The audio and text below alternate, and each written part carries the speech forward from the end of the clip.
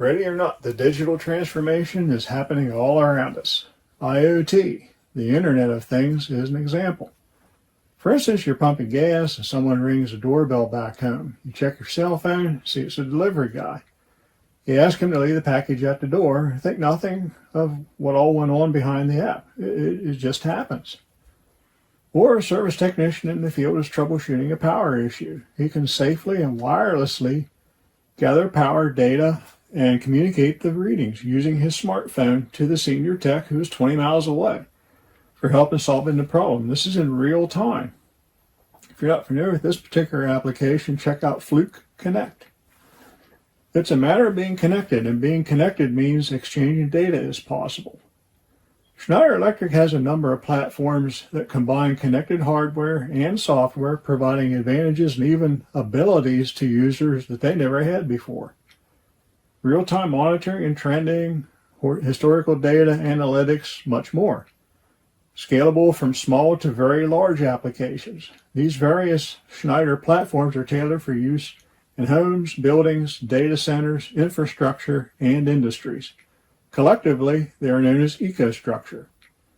I encourage you to scope out EcoStruxure, of course, after you watch the video. Now, zooming in a bit, what we're going to be looking at here is one component of the EcoStruxure platform. It's called Augmented Operator Advisor, which I'll sometimes refer to simply as AOA. Okay, so what is Augmented Operator Advisor? One way to describe it is that it's a combination of several softwares ultimately used with a portable device, such as a laptop or an iPad or Surface, that enhances machine or process operation, maintenance, and last but certainly not least, safety. The idea is that it's a portable device you can take with you wherever you go. Information is all right there with you. Yes, a laptop or a tablet can be used with an HMI to control and monitor a machine or process. Essentially, the HMI screen is on the tablet or laptop, and you use it just as if you were standing in front of the HMI. Schneider has software able to do that very thing. I've been there and I've done that. In some ways, the HMI is better suited for monitoring and controlling machine or process, but AOA has its strong points as well. Keep in mind that AOA is scalable. It can be used for just one simple machine or a single control enclosure. It can also be used to cover an entire process. All right, now that we have an overall picture of AOA, we'll zero in on three of the software-related components. And number one, the PC, in this case the laptop, this has the builder software. Now, the builder software does not reside in the PC. It's a web-based software. You have to log on and work on your project, and you're doing it online. The project program is stored in the cloud. Now, when the program is ready, you load it into, and then that's the second part here. This is a Magellus IPC. Sometimes we call it an edge box. And at this point, when you do that, you're done with the PC and laptop and the builder software. From now on, it's just the IPC, and then we'll be getting into the tablet here shortly. The runtime software in the IPC uses your program to determine what to display. Now, if you're getting data from a controller, the runtime software fetches it. The IPC and the runtime software is what communicates via Wi-Fi with the tablet. Speaking of which, a Surface or iPad or laptop, here we're using a Surface with the AOA app in it. This is a third piece of the system. Now, the app interacts via Wi-Fi with the runtime software in the IPC to assemble what you see on the tablet. So for this to work, you have the runtime software and the IPC communicating via Wi-Fi with the tablet, which is running the AOA app. Now, to this point, we've covered the softwares and the computers used for the AOA process. Now we'll take a look at the hardware used for this particular demo. Now, for realism, aside from possibly the router, it is working hardware you'll find in the real world. Now, we'll start with wireless router. That's this thing right here with all the spaghetti coming out of it. I'm using it as a central copper connection point for the hardware. And then I'm also using it, of course, for the Wi-Fi connection to the Surface. Then we have an all of our 630 drive right here. Now, for simplicity, I'm just using hardwire controls on it to make it run and so forth. Now these drives do have an integral Ethernet port right here. There's not a separate card or module to buy. It's built right into it, and it talks Modbus over Ethernet. Sometimes you see it called Modbus TCP or even Modbus TCP IP. It's all the same thing. And it is connected to the wireless router via copper. Now we have a Monicon M340 PLC, which is also connected via copper to the router. And then we have the Magellus IPC or Edge box connected via copper to the router. Now this demo also handles live data for some realism, and here are the data paths we're using. The Autovar 630 communicates with the M340 PLC. Now I'm using what's called I/O scanning, and you build a table. You do it one time. You build a table with the data you want to gather, and then it just runs in the background of the PLC program. You do not have to do any logic program and so forth to handle the communication. You build that table, it's done. It just runs in the background. So the M340 PLC reads selected data from the Autovar 630 and then puts it in a handy memory spot to make it available for the runtime software in the Magellus IPC. Now it also manipulates a couple bits of that data to a format that the runtime software in the IPC can use.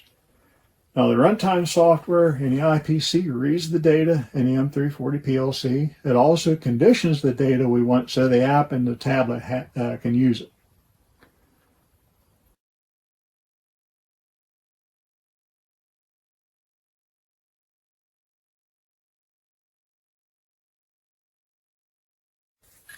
All right, now for the demonstration. The AOA app in the Surface uses screen recognition software. When it recognizes a scene, program points will appear. Of course, you put this into it ahead of time. For the demo, I'm going to use a picture of a control cabinet of a wire machine we have in the warehouse. Now, I get the same exact result if I was standing in front of the machine cabinet. I mean, the software would recognize, the scene itself. So, I'll put the picture here. Now the way I know it's recognizing it is in the upper left hand corner you can see what's called a point of interest. Now I'll try to get things stable here and freeze it. Okay, now I don't have to stand there holding that picture anymore. And there's the outside of the control cabinet. Now remember I mentioned the safety aspect. Well, I can open the door with the thing hot and see what's inside without opening the door. So I touch here, and there is the inside. Now you take notice there are different points scattered around there. Those are what we call points of interest. As a for instance, I'm going to touch one of these. These are for information. So I'm going to touch this one, and it'll open up. Oh, those are 100 amp fuses. So I can touch, and I have loaded a picture in there, and there's a close-up shot of the fuses. Plus, I put tags on there, so when you look at the wiring diagram, you know exactly which fuses those are in the wiring diagram. If you need a data sheet for some reason, there it is, PDF file. All right. And then the machine schematics. Everything's in there.